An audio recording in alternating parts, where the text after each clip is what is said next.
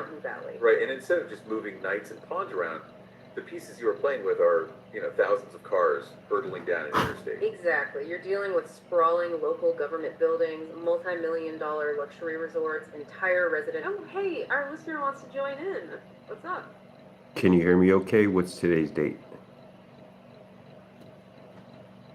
Okay, fantastic interjection. That's a great question to ground us. We are specifically talking about April 28, 2026. Right, April 28th. And we are focusing on the Eagle Valley. Imagine you are sitting down at this massive, incredibly complex wooden chessboard, but the board itself is a deep, narrow mountain valley. Right, and instead of just moving knights and pawns around, the pieces you are playing with are, thousands of cars hurtling down an interstate. Exactly. You're dealing with sprawling local government buildings, multi-million-dollar luxury resorts, entire residential communities, and you are trying to keep all of these pieces functioning perfectly in sync. Which is hard enough on its own. It is, but your opponent in this game is Mother Nature, and she is actively tilting the board, changing the stakes, and, rewriting the actual physics of the game every few hours. Yeah, it creates this fascinating illusion, because when you look at a place like Eagle Valley in Colorado, the brand image is just pure tranquility. Oh, totally. Pristine snow, quiet alpine villages. Imagine you are sitting down at this massive, incredibly complex wooden chessboard, but the board itself is a deep, narrow mountain valley. Right, and instead of just moving knights and pawns around, the pieces you are playing with are, thousands of cars hurtling down an interstate. Exactly. You're dealing with sprawling local government buildings, multi-million-dollar luxury resorts, entire residential communities, and you are trying to keep all of these pieces functioning perfectly in sync. Which is hard enough on its own. It is, but your opponent in this game is Mother Nature, and she is actively tilting the board, changing the stakes, and, rewrite. Imagine you are sitting down at this massive, incredibly complex wooden chessboard, but the board itself is a deep, narrow mountain valley. Right, and instead of just moving knights and pawns around, the pieces you are playing with are, thousands of cars hurtling down an interstate. Exactly. You're dealing with sprawling local government buildings, multi-million-dollar luxury resorts, entire residential communities, and you are trying to keep all of these pieces functioning perfectly in sync. Which is hard enough on its own. It is, but your opponent in this game is Mother Nature, and she is actively tilting the board, changing the stakes, and, rewriting the actual physics of the game every few hours. Yeah, it creates this fascinating illusion, because when you look at a place like the Eagle Valley in Colorado, the brand image is just pure tranquility. Oh, totally. Pristine snow, quiet alpine villages. Exactly. Luxury escapes, but the operational reality of what it actually takes to keep that environment from just collapsing into total chaos, it's a masterclass in high-stakes engineering and municipal triage. You are constantly fighting this invisible friction. And that invisible friction is exactly what we are unpacking today. So welcome to the deep dive. Glad to be here. Today, we are looking at a very specific snapshot in time. We're focusing on today, April 28, 2026, in the Eagle Valley. We are going to explore how a seemingly minor shift in the weather triggers this massive cascading stress test across, pretty much every layer of the region's infrastructure. It really touches everything. It is. We're talking about the terrifying mechanics of highway braking, a biological threat hiding in luxury plumbing. That one is wild. Yeah, we'll get to that. Plus, the complete relocation of a county government and the tactical realities that require a ski village to deploy a bomb-sniffing dog. It's a lot for one valley. It really is. Let's get right into the weather, because it is the ultimate forcing function for everything else happening on this board right now. Yeah, to understand why today's weather is causing such operational whiplash, you have to look at the severe baseline conditions of the region. Right. The entire western slope of Colorado has been trapped in a historically aggressive drought. The regional snowpack, which is the absolute lifeblood of the area's water supply, completely melted out by March 31st of this year. I read that date in the data, and I actually had to double check the calendar. March 31st for a total meltdown in a high alpine environment is just staggering. It is. It forced the major ski mountains, like Vaya, to terminate their operations weeks ahead of schedule. They literally shut down the lifts on April 8th. So the ground is exposed, the resorts are closed, and everyone is basically bracing for a really dry, dusty summer. But then, this moist Pacific system rolls in, starting on Sunday the 26th. And suddenly Vail gets 4 inches of fresh snow. Yeah, 4.0 inches. And other areas up north, like past Crested Butte, got hit with 9.5 inches. Which sounds great, right? Yeah, my initial thought was, great, the winter isn't over, this is a massive win for the water supply. But looking at the sources, the reaction from local water managers seems incredibly muted. Yeah, they're not celebrating. Why doesn't a 4-inch spring dump a drought saver? It feels like putting a cold Band-Aid on a broken leg. That's actually a great analogy. It's because of the mechanics of deep soil moisture deficits. When you have a drought so severe that the snowpack vanishes by late March, the exposed alpine soil just bakes. It just sits out in the sun and wind. Right, it becomes intensely parched. In extreme cases, it can even become rarely hydrophobic. Wait, hydrophobic, like it repels water. Exactly. The top layer physically repels the water initially. More importantly, 4 inches of snow does not rebuild a seasonal base. So it's essentially just a cosmetic dusting. Yeah, it creates a false sense of security. It looks like winter, but structurally it's doing nothing for the watershed. Because they need a slow melt, right? Precisely. The primary focus for water managers isn't about top-level accumulation, it is entirely about the runoff cycle. They need a deep, dense snowpack that slowly melts over months, feeding the Eagle River through July and August. And this 4-inch storm in late April just isn't that. No, it melts almost immediately once the sun comes out. That water either flashes off into the streams way too quickly, or it's instantly absorbed by that desperately thirsty topsoil we just talked about. It never makes its way into the deep aquifers. Right, it provides zero sustained river flow. Okay, so that 4 inches of snow is functionally useless for the watershed, but it is highly effective at wreaking absolute havoc on the highway. Oh, absolutely. This sullen return of winter weather forces the Colorado Department of Transportation to instantly enact the passenger vehicle traction law, specifically Code 15 on Interstate 70. The infamous Code 15. Yes, I want to spend some time on this because I always assumed traction laws were basically just polite suggestions to, drive carefully. But the enforcement framework here is incredibly heavy-handed. Yeah, calling it a suggestion vastly underestimates the physics at play on a mountain pass. Right. Under Code 15, the state mandates that all vehicles must meet strict equipment standards. If you're in an all-wheel or four-wheel drive vehicle, your tires must have a minimum tread depth of 1/8 of an inch. So 3/16 is the preferred margin for actual safety, right? Exactly.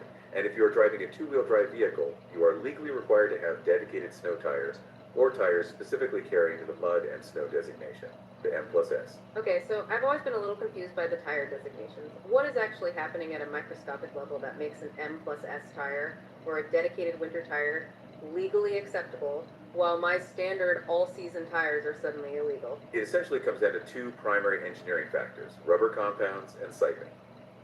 Okay, let's start with the rubber. Standard all-season or summer tires are built to withstand hot asphalt.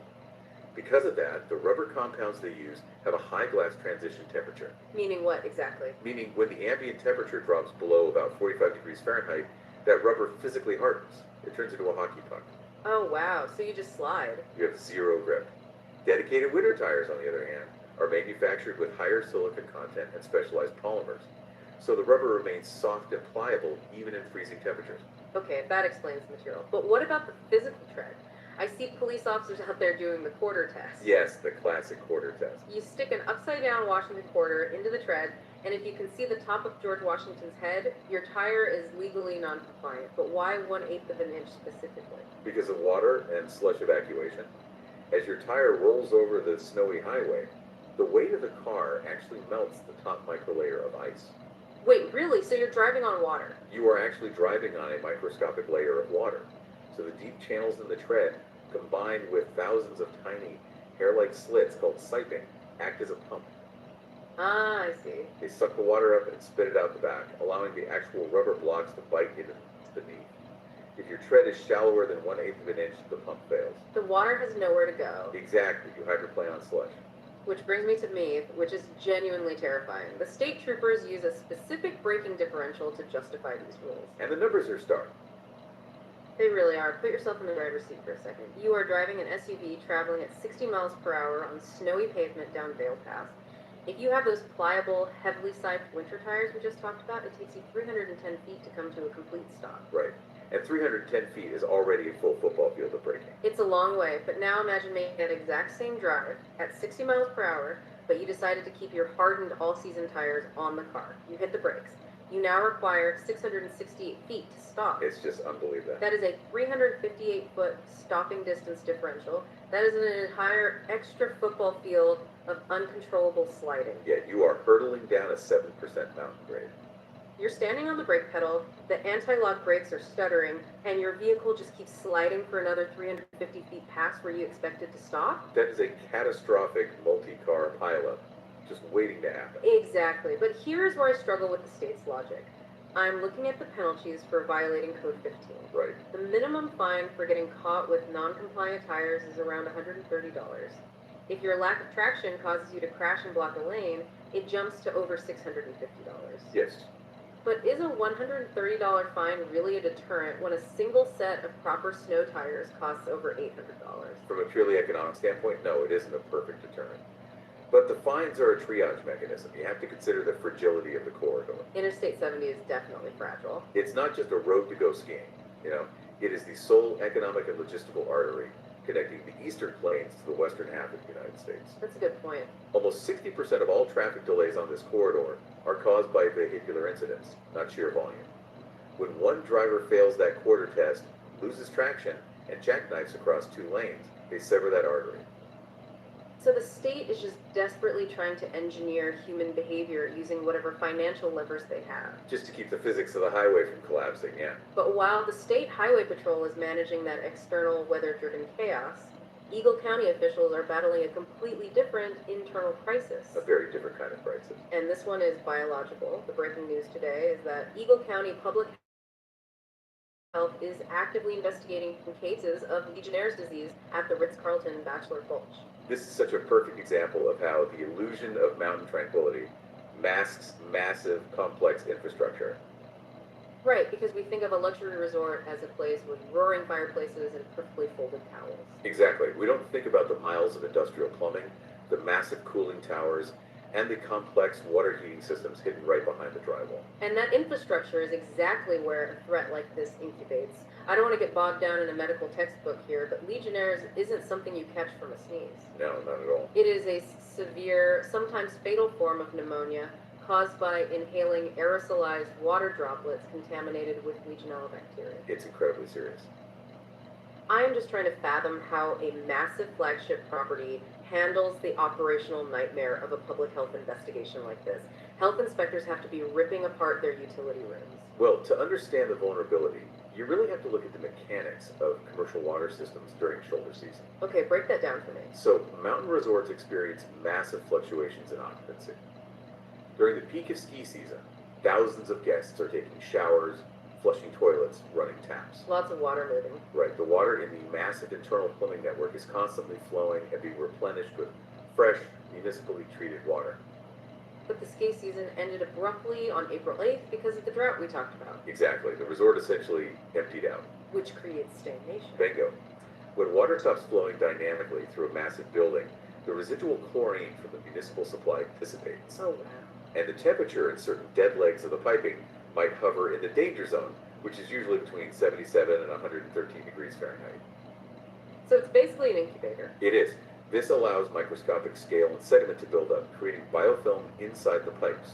And those biofilms are the perfect armored breeding ground for Legionella bacteria. So the very fact that the drought forced an early closure might have indirectly contributed to the conditions that allowed the plumbing system to stagnate. It's highly likely, yes. That is an unbelievable compounding effect. And remediating this isn't just turning up the heat, right? No, they have to initiate hyperchlorination protocols. They have to flush the entire system.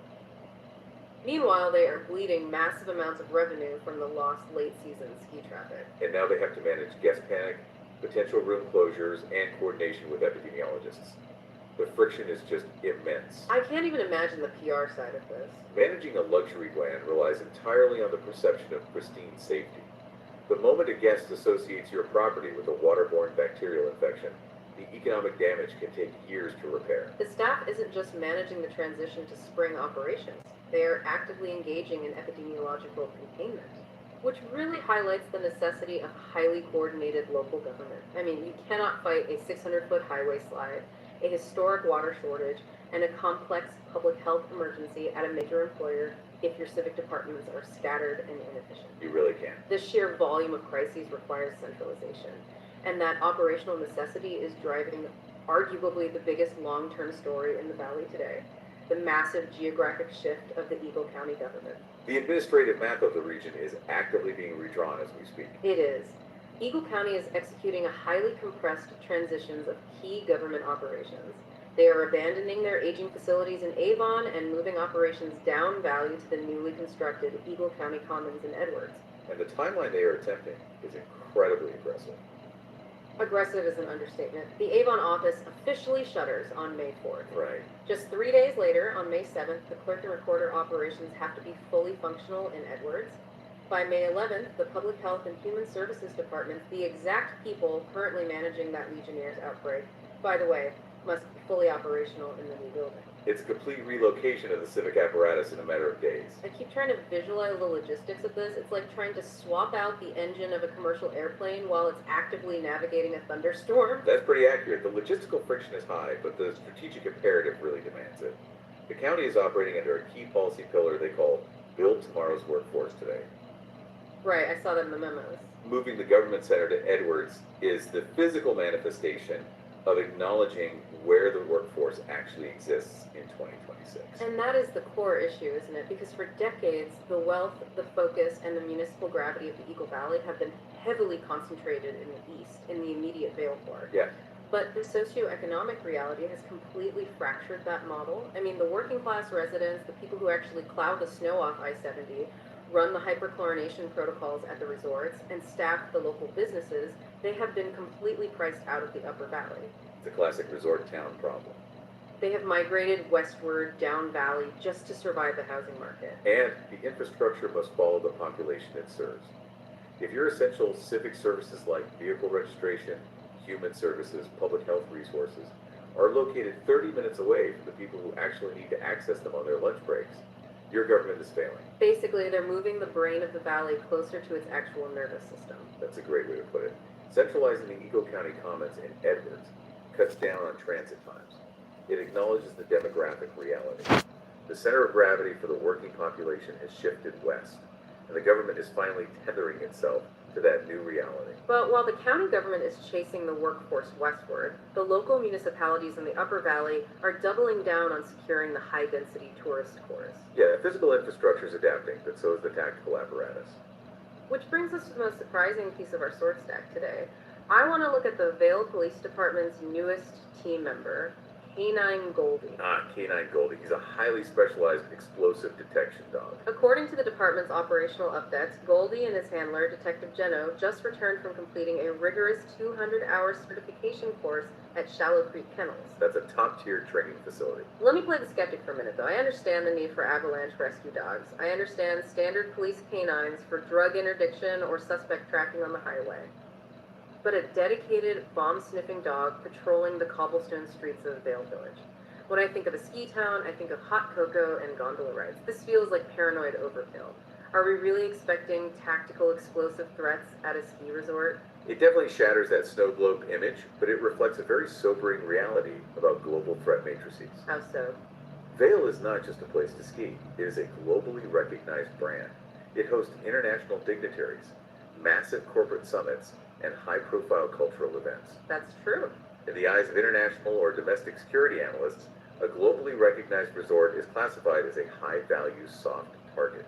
A soft target meaning a location with massive crowds of people, but inherently open architecture that is difficult to secure with traditional perimeters. Precisely. You cannot put metal detectors at every entrance to a sprawling outdoor pedestrian village. It's impossible. So you need mobile detection. Right. And from a tactical standpoint, deploying an explosive detection canine in a high alpine environment is incredibly complex. I hadn't even thought about the weather aspect of the dog's job. It's huge. Canine olfaction, how a dog processes scent, changes dramatically in cold, snowy conditions compared to a warm, humid city. Oh, because cold air suppresses smells. Exactly. Cold air suppresses the off-gassing of chemical compounds. Plus, scent pools differently when it interacts with snowbanks and shifting mountain drafts. So Canine Goldie and Detective Geno aren't just doing basic sweeps, they are navigating highly complex atmospheric physics just to detect trace explosive compounds in a freezing environment. It's a highly technical operation. It really forces you to reevaluate what you are looking at when you walk through town. You are strolling down Bridge Street, enjoying the 4 inches of fresh snow, and right past you walks a highly trained canine actively calculating wind drafts to sweep for sophisticated explosive devices. It is the ultimate invisible friction.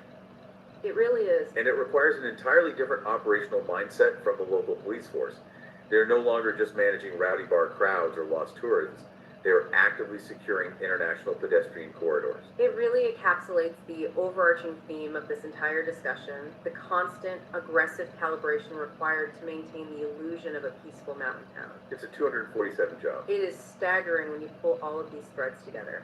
We started with the sheer physics of winter commuting, the fact that microscopic tread patterns and rubber compounds dictate whether a 60-mile-per-hour drive results in a safe stop or a catastrophic 668-foot slide down a mountain pass. And from there, we looked indoors, examining how the complex, unseen plumbing networks of luxury resorts become biological incubators during volatile shoulder seasons. Threatening the core hospitality economy. Exactly. Then we saw how the municipal government is desperately trying to adapt by physically shifting its geographic center of gravity from Avon to Edwards, rushing to reconnect with a workforce that has been completely priced out of the resort cores. By chasing the nervous system. Yes. And finally, we confronted the modern security reality that brings explosive detection dogs into the heart of a picturesque alpine village. It reveals a universal truth about modern society, whether you live in a high alpine valley, a coastal metropolis, or the suburban sprawl. What's that? We exist inside highly engineered, fiercely calibrated machines. The tranquility we experience is not natural. It is manufactured through intense, daily operational triage. Which leaves me with a final lingering thought for you, the listener, to explore on your own. Let's hear it. Think about the sheer scale of the response we just discussed. A mere 4-inch snowstorm arrives in the middle of a historic drought, and it instantly triggers zero-tolerance highway interventions. At the same time, public health emergencies are disrupting luxury economies, and governments are physically relocating their headquarters. All at once. If an intricate society has to mobilize this much energy, capital, and tactical infrastructure just to survive the routine frictions of April 2026, how will these communities need to fundamentally redesign themselves for the next decade? That's the real question. How do you maintain the illusion of tranquility in a future where unprecedented isn't a rare emergency, but the daily baseline you have to engineer against? You have to start anticipating the board tilting before it happens, because if you wait for Mother Nature or the economy or the threat matrix to make the first move, the physics are already working against you. And you are already 358 feet into a slide you cannot control. Thanks for joining us for the deep dive. Stay curious, stay informed, and we'll catch you next time.